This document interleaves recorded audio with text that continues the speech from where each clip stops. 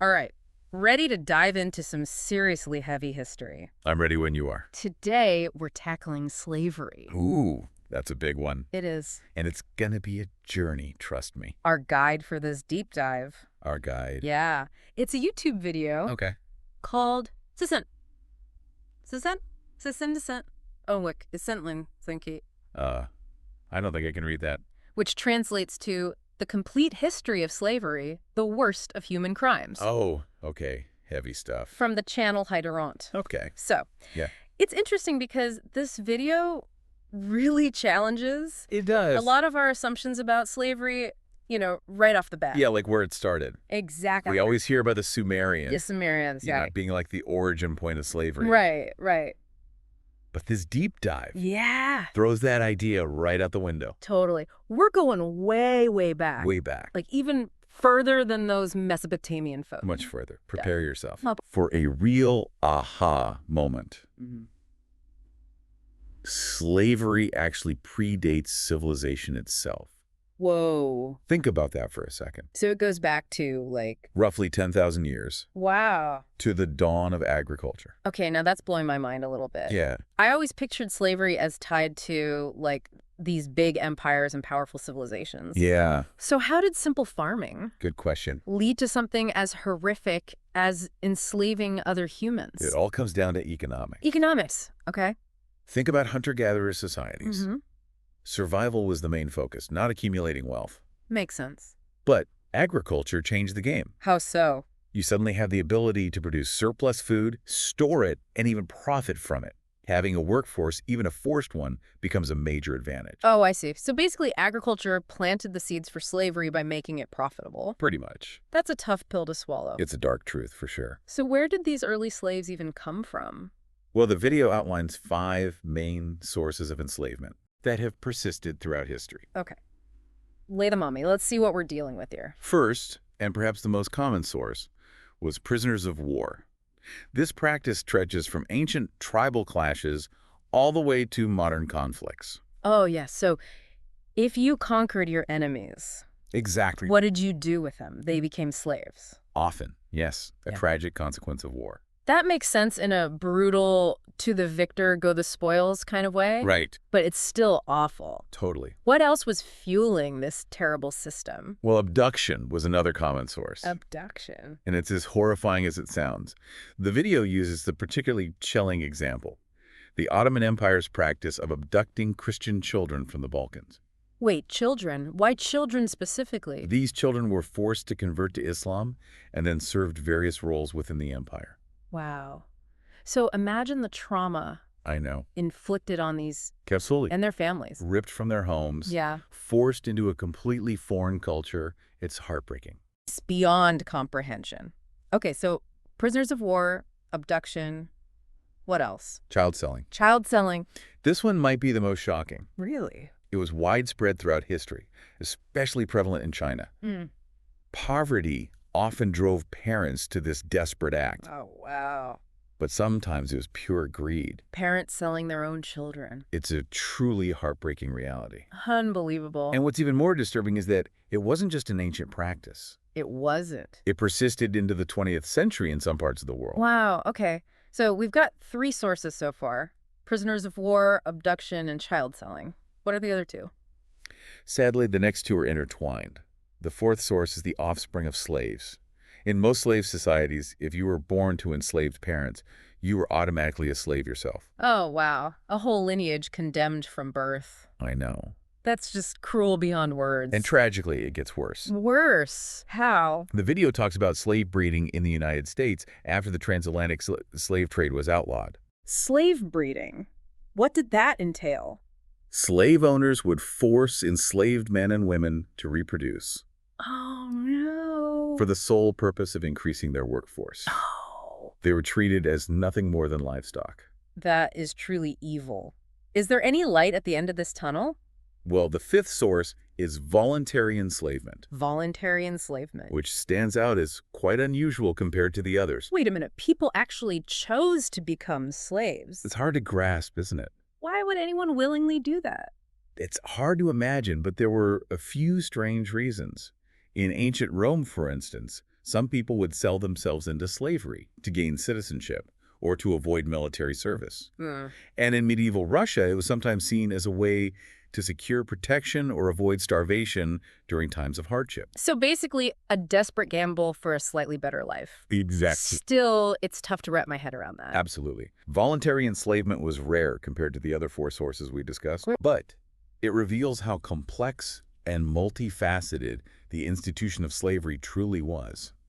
So we've got these 5 sources of enslavement. Right. Prisoners of war, abduction, Yes. child selling, Yep. being born into slavery, Right. and even voluntarily becoming a slave. It's a lot to take in. All of them are truly horrific. But this video also spends a lot of time focusing on slavery in the Islamic world, which is something I don't know much about. Rightfully so. Yeah. The trans-Saharan slave trade is often overlooked, but it's a significant part of history. It spanned 13 centuries 13 centuries. and saw millions of Africans brought to the Islamic world, Wow, 13 centuries. even longer than the transatlantic slave trade. That's an incredibly long time. What was that journey like for those captured? It was brutal. Imagine being forced to walk across the Sahara Desert, Oh my gosh. often in chains, Yeah, with minimal food and water. that's unimaginable. The video mentions a staggering 75% mortality rate for this journey. 75%? So 3 out of every 4 people died. Crossing that desert. Oh my gosh, that's just unimaginable. And what was the Islamic perspective on slavery at the time? Yeah, I know this is a sensitive topic. you're right. It is. Yeah, It's crucial to approach this with nuance and avoid generalizations. of course, of course. The video explains that while Islam did provide some protections for slaves, Okay. for example, rules against excessive punishment and encouragement to free slaves, it also solidified the institution by giving it religious sanction. So it was a bit of a double-edged sword. Exactly. And here's another interesting point. Okay. Slaves in the Islamic world weren't solely black Africans, as many might assume. They weren't. There was a significant trade in Slavic people, too. In fact, the word slave in many European languages comes from the word Slav. Oh, wow. I had no idea. It wasn't just about race or skin color. It wasn't. The Islamic world's slave trade drew from diverse populations, driven by economic and social factors. So it wasn't just about race or skin color, but more about power and exploitation. Precisely. And speaking of social factors, the video talks about a preference for female slaves in the Islamic world, Oh, wow, was that? primarily for domestic and sexual purposes. This brings us to the concept of harems. Ah, harems, always shrouded in mystery and exoticism. Right. What was the reality there? The reality was far from the romanticized image. Harems were basically collections of women, wives, concubines, and servants confined within a wealthy man's household, often closely guarded by eunuchs. Eunuchs. Yeah. Can you remind me who they were again? Eunuchs were castrated men, Oh, right. often enslaved and forced into this role to prevent any possibility of sexual relations with the women of the harem. And I'm guessing the castration process wasn't exactly a walk in the park. It was brutal and incredibly dangerous, with a high mortality rate. Many boys died from infection or complications. It's just horrifying. It's hard to believe humans could inflict such suffering on others. It seems like we've only scratched the surface of slavery in the Islamic world, haven't we? We have. There's so much more to explore. Yeah. The role of slavery in the economy, Mm-hmm. the lives of enslaved people, Yeah. the varying perspectives within Islamic societies Right. about the morality of slavery. Hmm. It's a complex and challenging topic, but one that deserves our attention. I couldn't agree more. It's already been a heavy but incredibly important deep dive so far. We've traveled back thousands of years, learned about the origins of slavery, and delved into the complex world of the trans-Saharan slave trade. We have. But we still have a lot of ground to cover, so buckle up. Buckle up. When we come back, we'll be crossing the Atlantic to explore the horrors of the transatlantic slave trade and the brutal system of slavery that took root in the Americas. Welcome back, everyone. Let's shift our focus now across the Atlantic Okay. to what's considered one of the darkest chapters in human history, Ooh, okay. the transatlantic slave trade. I've read about the horrors of the Middle Passage, but I have to admit, hearing it described in this video, Yeah. it's truly gut-wrenching. Yeah, absolutely. It's hard to even imagine I know. what those people went through. The video paints a vivid and disturbing picture of the conditions on those slave ships. Yeah. Imagine being crammed below deck with hundreds of other people, Oh my God. chained together with barely any room to move. Wow. The stench of human waste, the Mm. lack of fresh air, Yeah. it was dehumanizing on every level. And the psychological impact Oh, yeah. must have been immense. It's difficult to comprehend. The video talks about the despair, the suicide attempts. Right. How could anyone endure that kind of suffering? It's tough. Really is. These were people ripped from their homes, their families, everything they knew. Right. They were stripped of their dignity, their names, their very identities. Yeah. The psychological toll was unimaginable. The video also mentions something called slave seasoning. Oh, right. What exactly was that? Slave seasoning was a calculated process Okay. designed to break the spirit of newly arrived Africans. Wow. They were subjected to physical and psychological abuse, Ugh.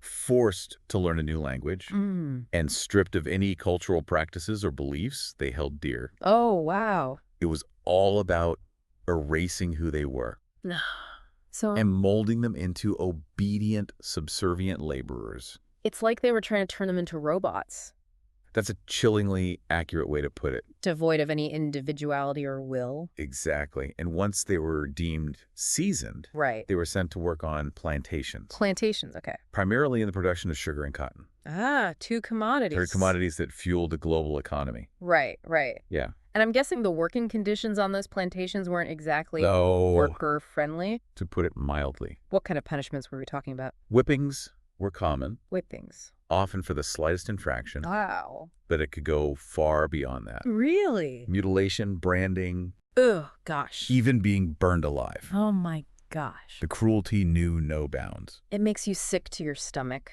It does. All of this suffering just for the sake of profit. You hit the nail on the head. The pursuit of profit fueled this entire system. Wow. Human lives were viewed as expendable, Really? just another cost of doing business. It's truly appalling. The video even mentions instances of Yes. cruelty inflicted purely for entertainment. Unfortunately, yes. Is that really true? There are accounts of slave owners forcing enslaved people to fight each other to the death Oh my God. or setting dogs on them for sport. That's awful. It's a stark reminder of the depravity that can arise when one group of people sees another as less than human. It's incredibly disturbing. And one thing that struck me Yeah, was the fact that African rulers and traders were involved in the slave trade as well. it's a complex I hadn't really considered that before. and uncomfortable truth, but an important one to acknowledge. Yeah.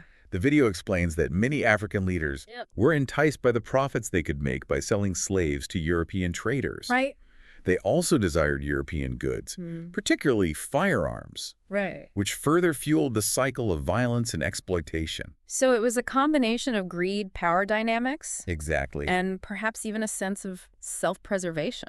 But it's crucial to remember that Africa is a vast and diverse continent. Of course. There wasn't a single unified African response to the slave trade. Right. Some African leaders resisted it fiercely, while others sadly became complicit in it. It's a nuanced history. It is. That deserves further exploration. Absolutely. But thankfully, Yes. there were people fighting against this monstrous system. That there were. The video talks about the abolition movement, and it's Right. actually quite inspiring to see how this small group of people It is. managed to achieve such monumental change. It really is a testament to the power of human conviction and perseverance. The video starts by introducing the Quakers. Quakers, yes. Who were some of the earliest and most outspoken opponents of slavery? They were. The Quakers, weren't they those folks who were all about peace and simplicity? Exactly. Kind of ahead of their time in a lot of ways, In a world where slavery was considered normal right? and even essential by many, Yeah. the Quakers took a radical stance, Really? declaring it morally wrong Wow. and actively working to end it. So how did they go about doing that? Good question. It's not like they had social media to spread the word. It was a long and arduous struggle, Yeah? but the video highlights some key figures who played pivotal roles. Okay. One was Granville Sharp, Granville Sharp. a lawyer who dedicated his life to fighting for the freedom of enslaved people in England.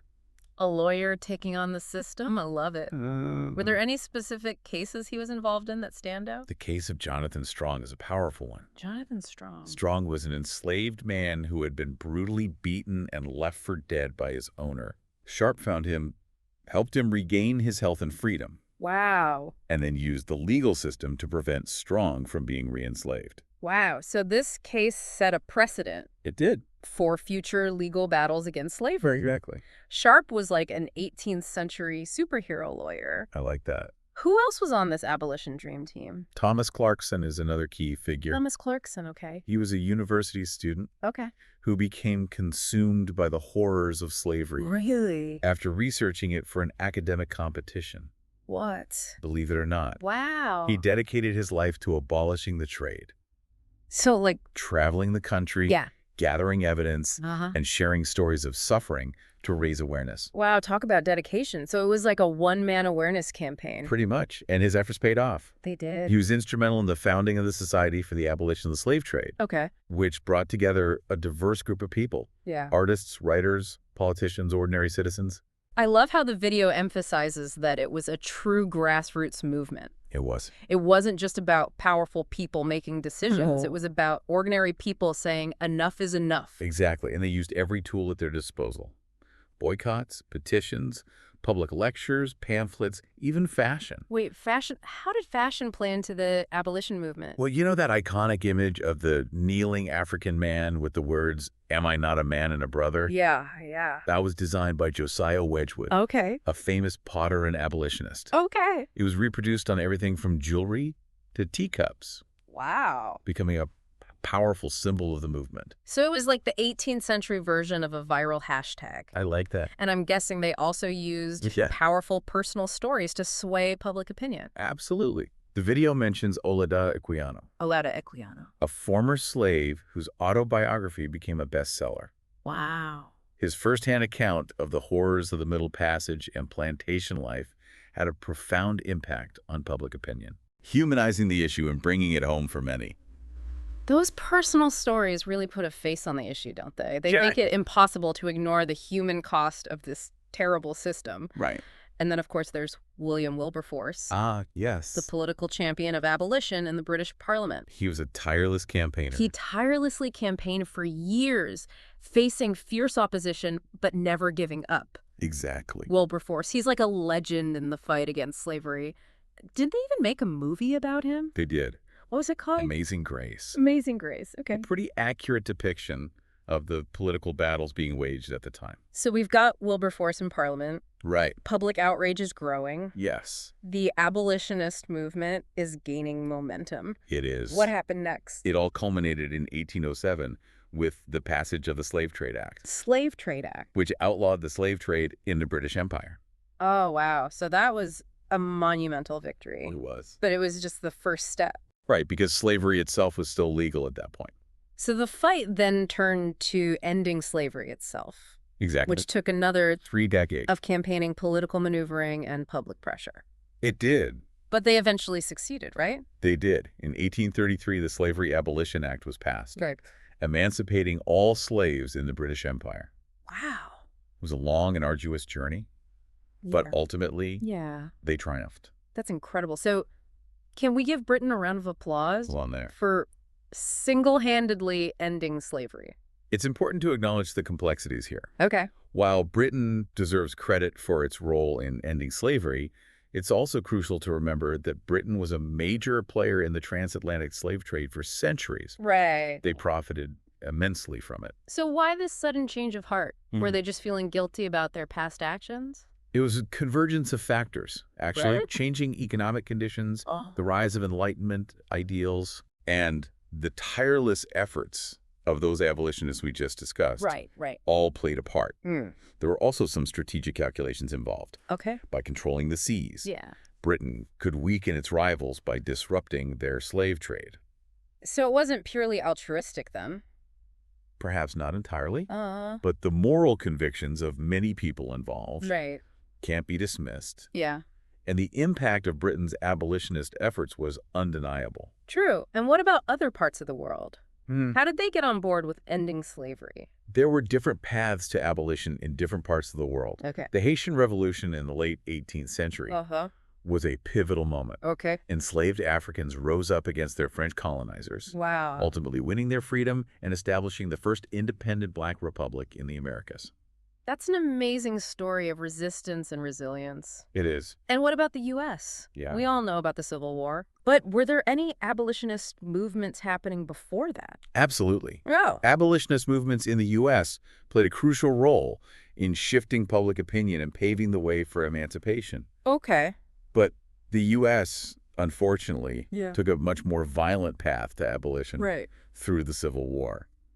It's a tragic reminder that freedom often comes at a great cost. It does. And I'm guessing a lot of other countries just kind of dragged their feet on the whole thing? Sadly, that's true. Yeah. Many countries were slow to abolish slavery, Yeah. often for economic reasons. Right. But eventually, Yeah. the tide turned, and slavery was outlawed in most of the world by the end of the 19th century. Wow, what a journey. We've gone from the origins of slavery 10,000 years ago I know. to its abolition across the globe. A long road. It's been a heavy It has. but incredibly important deep dive so far. But here's the thing. What? The fight against slavery isn't over. Wait, what do you mean? I thought we just celebrated its abolition? Sadly, slavery persists in many forms around the world. Oh, wow. We'll delve into that when we return for the final part of our deep dive. Okay. Don't miss it. Okay, we're back. Back for the final part. Of this deep dive, and to be honest with you, Yeah. I'm still reeling from that last segment. It's heavy stuff. It's hard to believe that after, like, centuries of Wow. fighting for abolition, slavery still exists I know. in the world today. It's crazy. But as we just learned, Yeah. it does. It does. So let's face this uncomfortable truth head on. Okay. What does modern slavery actually look like? It's not about plantations and slave ships anymore. No. But the exploitation and control Yeah. are just as brutal. Okay. The video throws out a statistic that truly shocked me. Yeah. What is it? There are estimated to be between 30 and 50 million people enslaved worldwide right now. Hold on. More than during the transatlantic slave trade. That's more than at any other point in history. That's absolutely mind-blowing. But if it's not happening out in the open, where are all these slaves? They're hidden in plain sight, Hidden in plain sight. often in industries we interact with every day. Really? Think forced labor in factories and sweatshops, Okay. domestic servitude, sex trafficking, child soldiers. Wow. It's happening in the production of the goods we consume. Yeah. Agriculture, construction, manufacturing, even fishing. So basically, all those cheap products we buy, Yeah.